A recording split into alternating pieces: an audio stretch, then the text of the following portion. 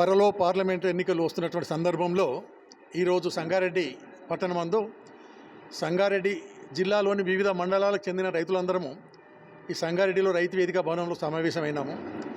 రైతుల సమస్యలను శాశ్వతంగా పరిష్కరించి రైతులను కాపాడుతామని చెప్పి ఏ పార్టీ అయితే రైతులకు హామీ ఇచ్చి రైతుల మెయిన్ ఎజెండాను వాళ్ళ మేనిఫెస్టోలో పెట్టి అధికారంలో వచ్చిన మొదటి రోజే రైతుల సమస్యలను పరిష్కరిస్తూ సంతకం చేస్తామని చెప్తుందో అట్టి పార్టీని గెలిపించుకోవాలని చెప్పి ఈరోజు ఇక్కడ ఉన్నటువంటి రైతు నాయకులందరూ తీర్మానం చేయడం జరిగింది.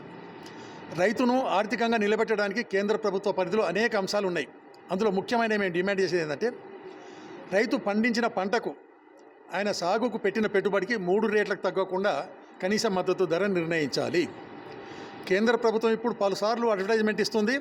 వారు స్వామినాథన్ సిఫారసు ప్రకారము రైతుకు సాగుకు పెట్టిన పెట్టుబడి ఖర్చుకు 50% కలిపి ధర నిర్ణయించాము అని చెప్తున్నారు.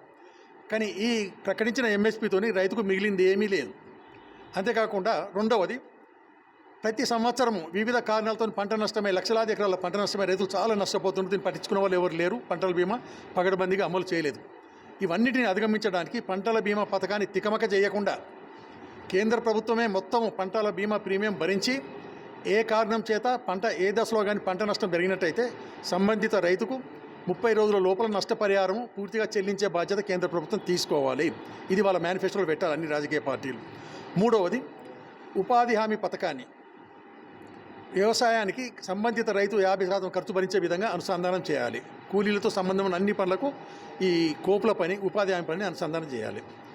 నాలుగవది, మరి చివరిది ఏంటంటే రైతులు తరతరాలుగా ప్రైవేట్ అప్పులు తీర్చుకుంటూ గత 20-30 సంవత్సరాల నుంచి వాళ్ళ తండ్రుల నుంచి అప్పులు తీసుకున్నారు. మళ్ళీ వాళ్ళ పిల్లలు కూడా అప్పులు ఇచ్చిపోతున్నారు.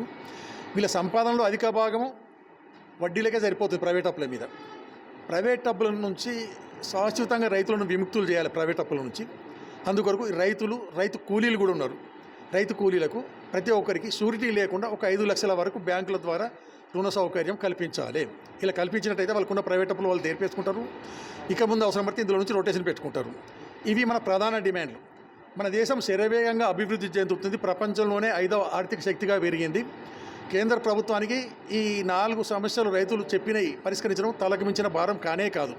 కాబట్టి ఈ సమస్యలను వాళ్ళ మేనిఫెస్టోలో పెట్టి కేంద్ర ప్రభుత్వం చేయాల్సిన ఈ పనులు వాళ్ళ మేనిఫెస్టోలో పెట్టి ఎవరైతే రైతులను నమ్మించి ఒప్పించగలుగుతారో వాళ్ళకు దేశవ్యాప్తంగా 50%కు పైగా ఉన్నటువంటి రైతు కూలీలు వాళ్ళ కుటుంబ సభ్యుల ఓట్లు మేము అందరం కలిసి ఆ పార్టీనే గెలిపించుకుందామని మేము నిర్ణయించుకు వచ్చినాము. కాబట్టి ఇప్పుడు తప్పితే మళ్ళీ ఇంకో 5 సంవత్సరాల దాకా మనకి ఈ నాయకులు దొరకరు, మన సమస్యలు పరిష్కారం కావాలని కూడా రైతులు మాట్లాడారు. కాబట్టి ఈ ఎలక్షన్స్ లోపల అన్ని పార్టీలు ముందుకు వచ్చి ఈ మేనిఫెస్టోను వాళ్ళ జాతీయ మేనిఫెస్టోలో పెట్టి అమలు చేస్తామని రైతులకు హామీ ఇవ్వాలని, ఈరోజు అట్లా చేసిన పార్టీనే గెలిపించుకోవడానికి ఏకగ్రీవ తీర్మానం ఇక్కడ వచ్చినటువంటి రైతులు సోదరులు సోదరిమణులందరము తీర్మానం చేయడం జరిగింది.